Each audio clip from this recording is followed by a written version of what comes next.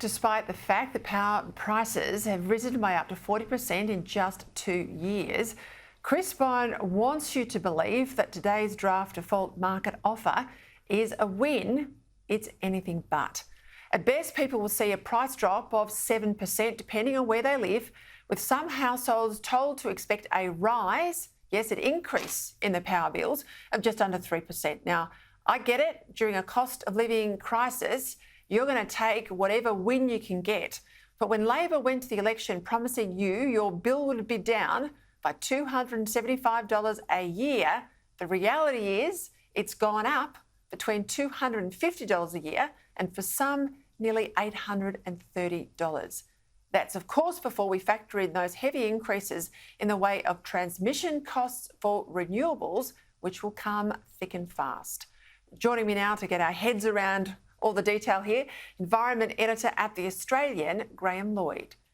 Well, when you break it down, given what sort of price increases we've copped over the last 2 years, at best, you're going to get 7% in terms of a drop.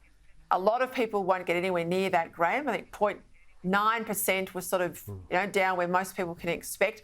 For some people, some households, their bills are actually going to increase.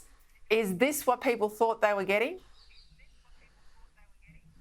Well, good evening, Peter. It's certainly given the government something to attempt to hang its hat on, but it's not as clear as it appears. On face value, you would say that this is going to represent lower electricity bills for some households between sort of $20 to $50 a year.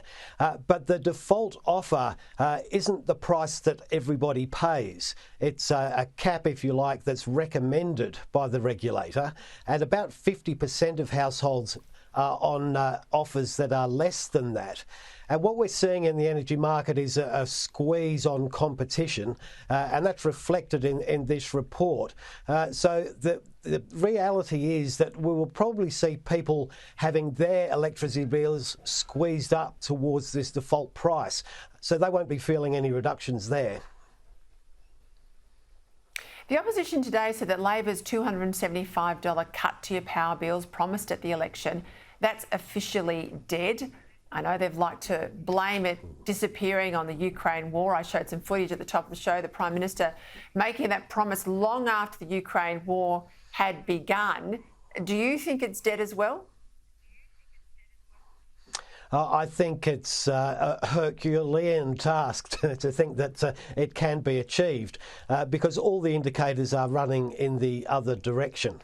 The sort of saving of 275 was really something that was picked out of modelling from nowhere. The reality on the ground in terms of sort of transforming the electricity sector isn't going anywhere near as planned according to that modelling. So no, I don't think that will be delivered. The challenge is still on to keep the system together. I guess the worry for me when you look at this is what we know is coming over the horizon. So now we're about 25% renewables. We're headed for 82% renewables in just 6 years. When we get to 82% renewables, Graham, we're going to have wind farms and solar farms as far as the eye can see, and we've got to get that power they're generating to market, to homes, to consumers. That means all these transmission lines, $100 billion worth of transmission lines. When you consider right now that the transmission cost is 40% of our power bill, if we go out and spend $100 billion, that's got to be paid for. That's going to get into our power bills as well, and that's when they're going to go like this, isn't it? Well, that's right. I think there was an extraordinary sort of figure there at 40% of the cost is in the transmission infrastructure, and we know that is where a great deal of money has to be spent. They're regulated assets, they'll get a return on investment, and that has to come from power users or taxpayers.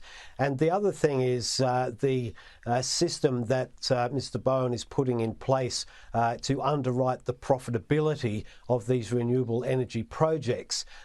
It's really unknown how that is going to play out. And if we build a lot of projects and they're only required to run at certain times, will they be paid for the times they're not allowed to run?